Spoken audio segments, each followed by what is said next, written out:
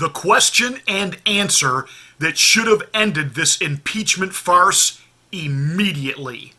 So, in this impeachment hearing today, where we impeach presidents for treason or bribery or other high crimes, where is the impeachable offense in that call? Are either of you here today to assert there was an impeachable offense in that call? Shout it out. Anyone? Boom. There it is.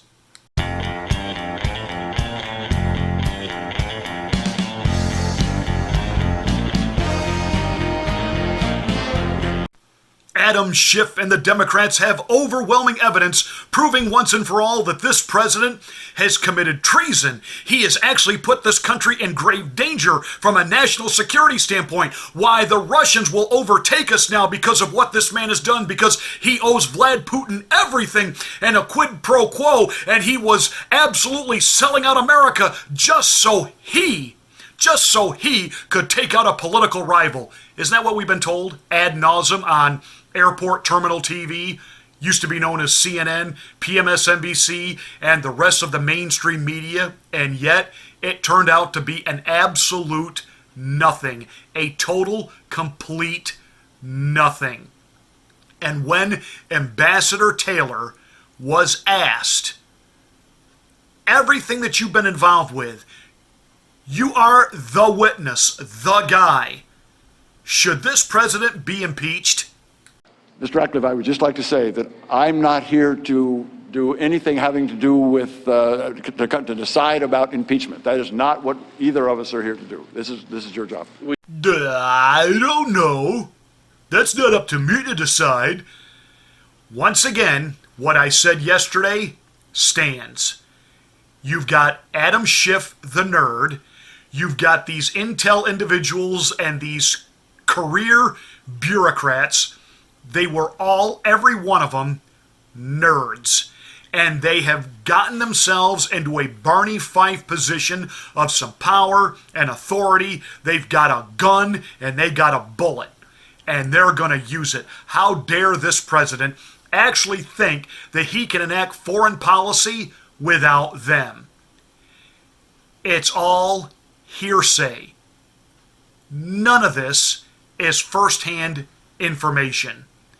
In fact, the president of Ukraine, not once, not twice, but on multiple occasions said there was no blackmail from the president, there was no pressure from the president, there was absolutely no contingency that if I didn't run an investigation, we would not receive our military aid. There was absolutely none of that. This is the president of Ukraine.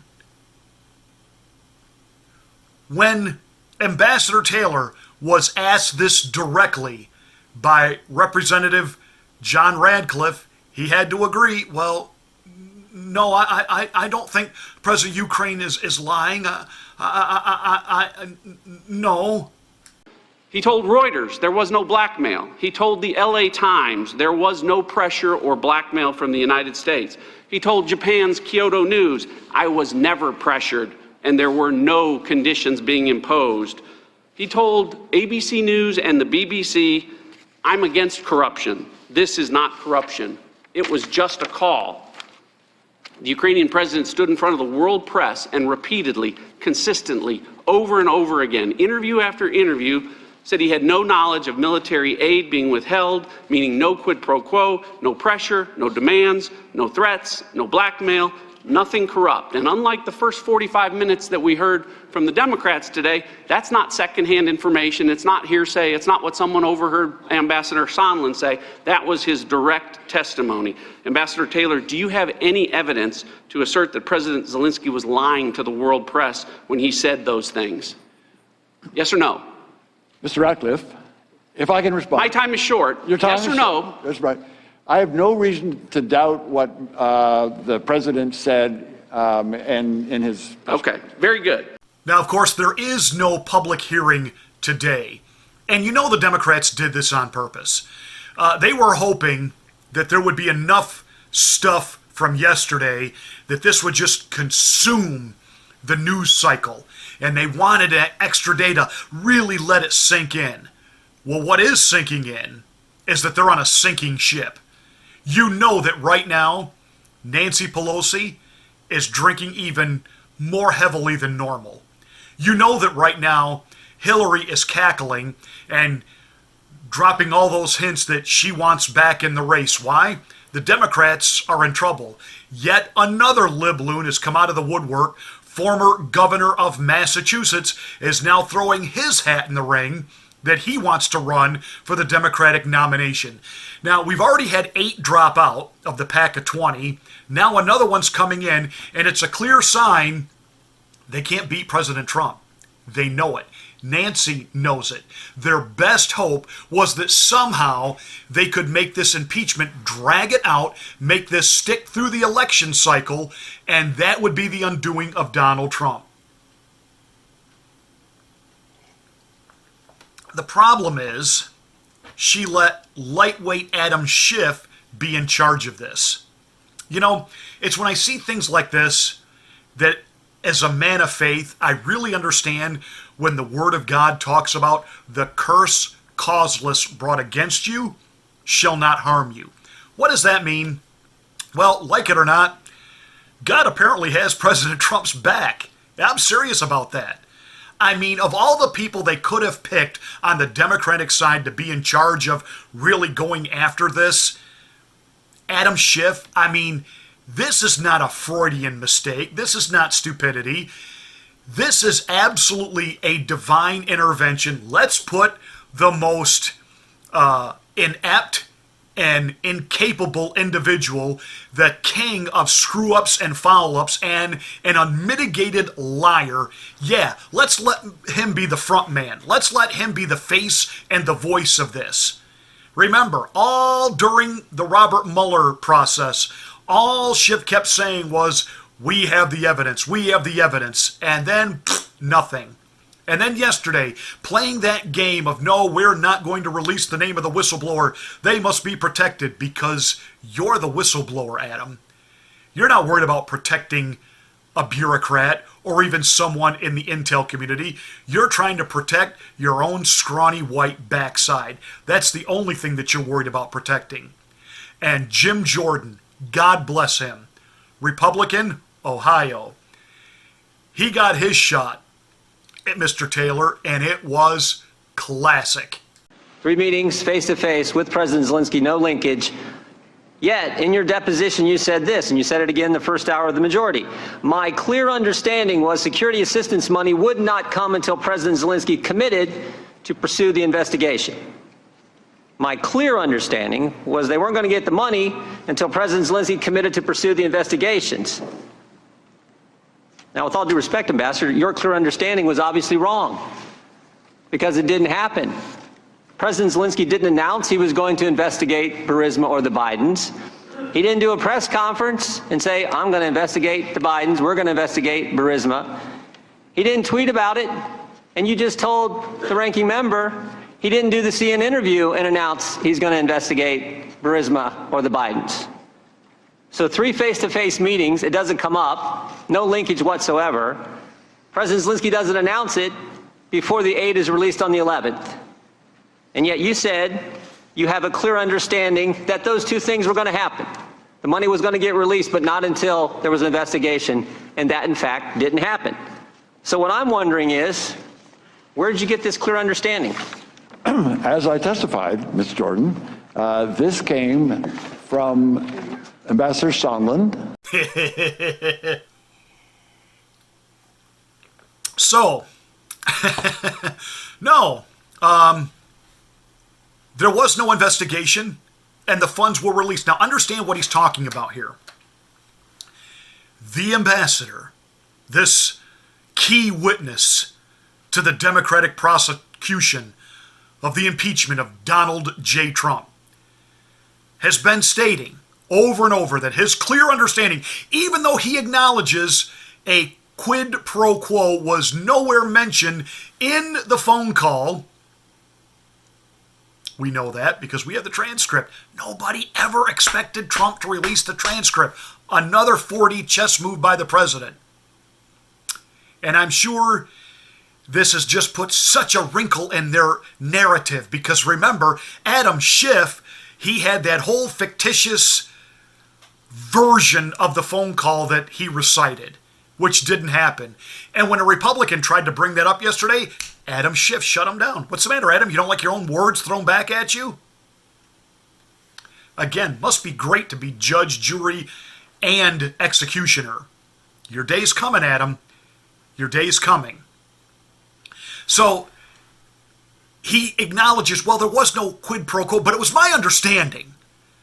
It was my understanding that the funds were not going to be released to Ukraine unless he agreed not only to do an investigation, but be very public that they were doing this investigation.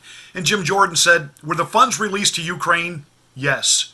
Was there an investigation? No. Was there a public statement about being an investigation? No. But they got their money? Yes. And your point is? And then Jim Jordan absolutely puts the cherry on the sundae. Even though you had 3 opportunities with President Zelensky for him to tell you, you know what? We're going to do these investigations to get the aid. Didn't tell you 3 different times. Never makes an announcement, never tweets about it, never does a CNN interview. Ambassador, you weren't on the call, were you? You didn't listen on President Trump's call and President Zelensky's call? I did not. You've never talked with Chief of Staff Mulvaney? I never did. You never met the president? That's correct. You had 3 meetings again with Zelensky and it didn't come up. And 2 of those they had never heard about, as far as I know. And President There was no reason for it to President come up. Zelensky never made an announcement. This is what I can't believe, and you're their star witness. You're their first witness. So you didn't hear the phone call? No. You've never actually met or talked to the President of the United States? No. You have talked 3 different times with the President of Ukraine? Yes. He never ever mentioned to you in those 3 conversations that he was feeling pressure from the White House to investigate Joe Biden, or there would be no aid given. No, he never said that. And you are the star witness for the Democrats? I mean, that was great. But what really incensed me here is this guy gives this quirky, smirky smile. Now, part of it is nervousness. Yeah, he's been caught at it. But the other is he's kind of laughing. What's funny about this? You've impugned the President of the United States, and before the world, you have dragged him out here to have somehow put his own personal political agenda ahead of national security and foreign policy. You've made us a laughingstock in the world. You have put us at risk in the world, you and the Democrats. There's nothing funny about this. You hemmed and hawed and said, well, no, there really is no quid pro quo.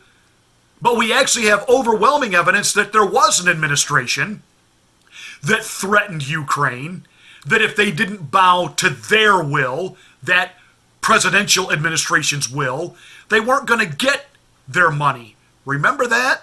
I had gotten a commitment from Poroshenko they would take action against the state prosecutor, and they didn't. I said, I'm telling you, you're not getting $1 billion. I said, you're not getting $1 billion. I'm going to be leaving here, and I think it was, 6 hours? I said, I'm leaving in 6 hours. If the prosecutor's not fired, you're not getting the money. Oh, son of a got fired. But oh, it's been looked at, it's been investigated, and there really was no quid pro quo there. Really? Well, let's see. The investigator that was investigating Joe Biden's son was fired, was removed. Oh, and Obama and Biden never did give Ukraine that $1 billion. In fact, the Obama administration did nothing for Ukraine. In fact, they roped Ukraine into giving up all of their defense missiles, leaving them vulnerable prey because Vlad Putin, when he sent occupying troops into Croatia and heading toward Ukraine, that all happened on the Barakmus Obadamus watch. Who has given Ukraine military help, defenses, and money? That would be President Trump. So much for your whole narrative that he's in Putin's pocket. But again, this witch hunt should have been over with this question. So, in this impeachment hearing today, where we impeach presidents for treason or bribery or other high crimes, where is the impeachable offense in that call? Are either of you here today to assert there was an impeachable offense in that call? Shout it out. Anyone? There are none. There are none. Well, that's it for this rant and observation. Thank you again for watching. Please continue to share these videos. Tell other people about it. We're going to have to direct traffic here ourselves, people. YouTube sure isn't going to do it for us. They are doing everything they can to suppress this channel. Gee, I wonder why. Hey, make sure you're a subscriber. Smack the bell for notification, hopefully, of my next rant.